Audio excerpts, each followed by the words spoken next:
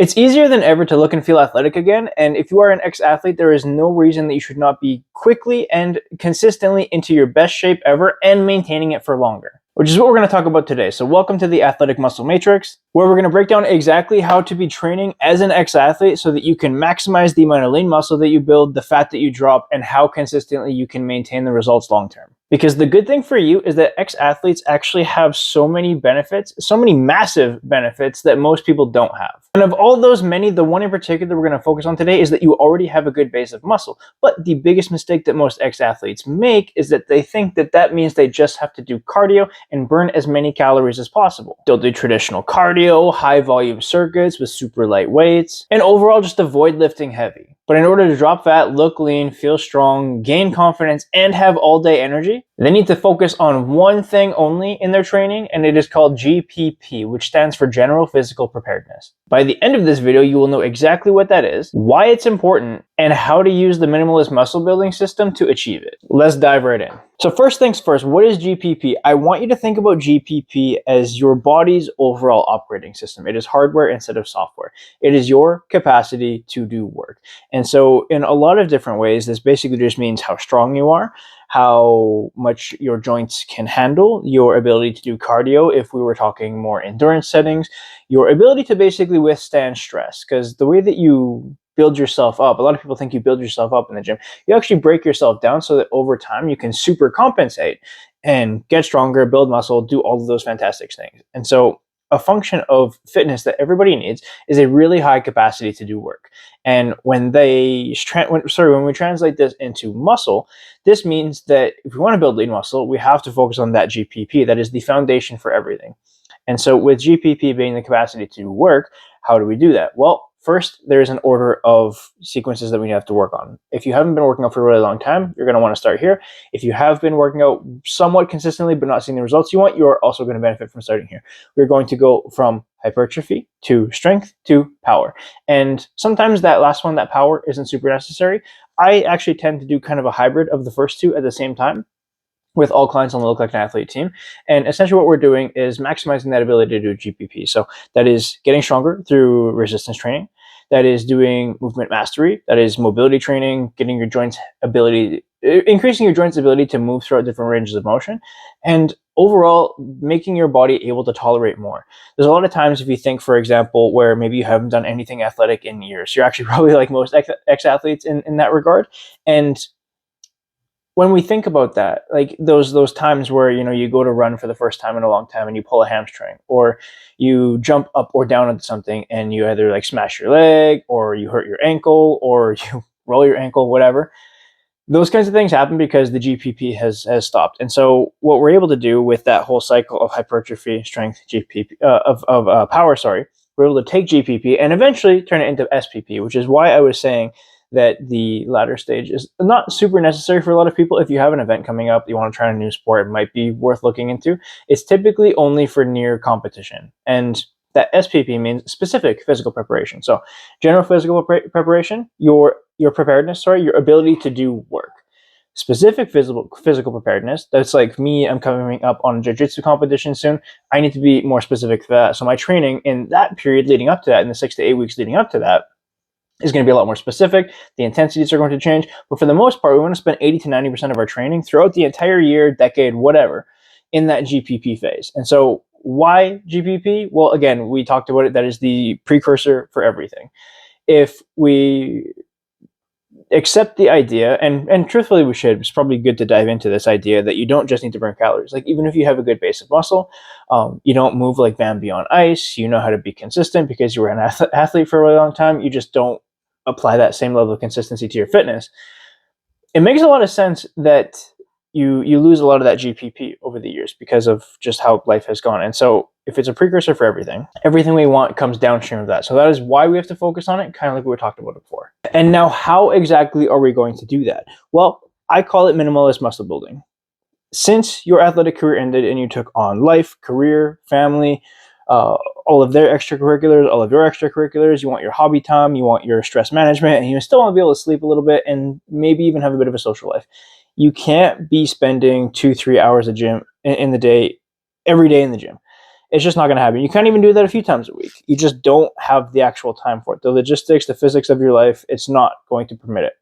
And so over years of working with over 400 clients now, what we basically came up with is this idea of strategic strength training and movement mastery. So how we do that is the workouts are very structured. Movement mastery is going to come from some kind of full body mobility warm up, as well as pairing in any specific mobility movements that you need in your training with other exercises, so that you're not adding extra time and you're not actually adding a lot of extra intensity, strain on your body, stressor over time. You're actually helping yourself move more. So with a lot of athletes that have had a pretty rough athletic career, concussions, shoulder issues, elbow issues, ankles, torn ligaments in their knee, post surgeries, all these kinds of things that can be having your body not feel its best is what is limiting a lot of people, and it's why they stay stuck doing stretching all the time, wondering why they never actually feel better. Because the easiest way to think about it is if you have a knot in a rope and you pull tight, it's just going to get tighter. It's not actually going to make the knot go away. I'm not saying your muscles have knots in them, but if you do only stretching instead of actually moving them and teaching your body that, hey, this is safe, because there's a very big nervous system component to it. If you're not teaching your body that this is safe, it's going to be really hard to actually feel better. So as strong as we can get, we want to make sure that we move well. So we're always having that movement mastery component in there with the how we warm up, how we prepare for sessions. It's the one thing you never skip, and the mobility that you do inside of those sessions, as well as controlling the exercises that you do. Great form, great tempo, lots of range of motion, maximum range of motion actually, because believe it or not, you are doing flexibility training by doing a full range of motion squat where you're going absolutely as low as possible. That is working your hips, your ankles, your knees, range of motion, and flexibility in all of them. But flexibility is one piece of the puzzle. Mobility is how well you move throughout the entire range of motion. That is the movement mastery component. And so now the strategic strength training, that comes from essentially this idea of getting the most from the least, doing less but better. A lot of times you think that the amount of overall sets that you do is going to just somehow be better. Past something called a minimum effective dose, where you are pushing hard enough in the terms of intensity with how much you lift, how strong you are, how much weight you're using, how hard you're pushing in that area, that's fantastic. That's what we want. A lot of people focus on the intensity in terms of like, how many possible exercises can I do? Even if I'm not going super heavy on them, I'm just going to, go, do as much as possible. Doesn't necessarily pay off in the long term. We're not getting the right kind of stimulus. You get out of breath, you feel sweaty, don't really burn a whole lot more calories, even though you feel like you do. You do a lot of work, but it's not necessarily productive work. Just because you're busy doesn't mean you're doing work. Very simple notion there. You can probably understand it in other areas of your life too. But with that strategic strength training, we're going to do less but better. There are 5 different ways that the human body moves. There is, lifts that we can do. There are squats, hinges, rows, presses, and carries. Everything is some variation of that. And once we master those, like if you have some of the 1 to 2 of those in every single workout, most workouts that I give to clients are probably going to have in the ballpark of like 4 to 7 exercises.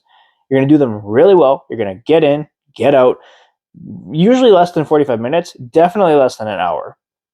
And by doing that, you give the right kind of stimulus. You don't do all these specific specialty exercises that look really cool on Instagram, but aren't really going to serve you. That's that SPP that we're talking about. Is probably not super relevant for you. And even at that, there's a lot of things that aren't really going to be considered SPP. Like that, cable jumping rotation because it's a functional movement. It's not a functional movement. You're literally never going to need to do that. On the other hand, what would be specific physical prep for someone like me is doing sprint training. Believe it or not, even though I'm on a mat doing jiu-jitsu, I need that explosiveness, that fast twitch aspect of my muscles to be firing as they get closer to competition. That's specific prep. Most of the time, I'm doing general prep. I'm just having my body move through different ranges of motion. I'm making sure that my elbows, my arms and my shoulders and my forearms are getting all kinds of work. For my hips, I'm doing hinges, I'm doing squats, I'm doing single leg variations of those things. Overall, in every sport, like Jai jiu-jitsu, soccer, hockey, it doesn't matter. All of these sports that you have played in the past require some level of GPP. All the results that you want in your fitness come as a result of some kind of GPP. That is what we're going to focus on.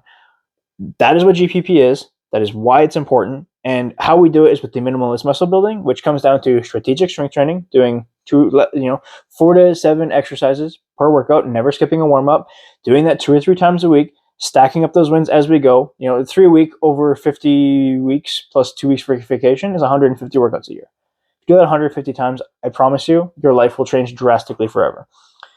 The intensity you want to focus on is lifting heavier.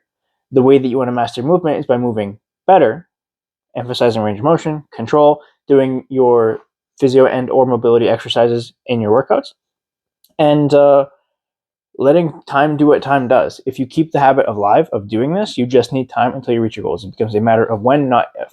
So that is the whole framework. That is exactly what I've done for myself for well over almost 2 decades now. That's what I've done for over 400 ex-athletes on the Look Like an Athlete team.